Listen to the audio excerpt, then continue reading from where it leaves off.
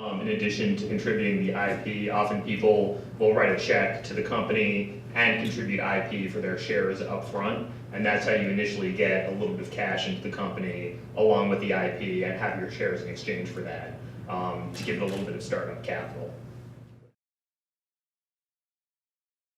You want to be careful on how you're getting the money into the company. And if you're putting it in as stock, let's say you want to put $50,000 into the company because that's what it needs to run. So you stick $50,000 into the company. Now all of a sudden, your company has $50,000 and it's worth at least $50,000. So you issue stock to someone else, you know, your first employee or your first consultant. You can't use that same low price if the company has funds in it.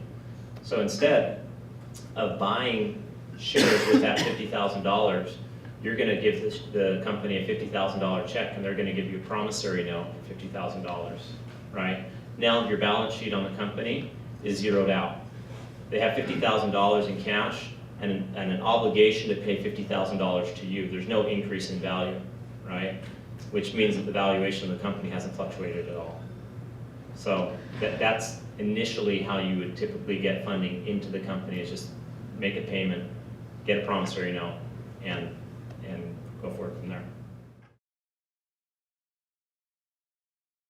What I've done in this situation is keep track of everything, and then we can still do a note for the sum amount that you kind of paid out while you're getting all your formation documents in place. But I would say as soon as the initial charter has been filed, first step after that should be to set up a company bank account, have everything flow through that. It may get paid off when you get a venture capital investment, depending on the size of the note and the size of the investment. If someone's investing $10 million into the company, they don't care if $20,000 goes out to pay off founder expenses. That's fine. If you're raising $500,000, they're not going to want to spend $50,000 on founder expenses. So you can do one of two things.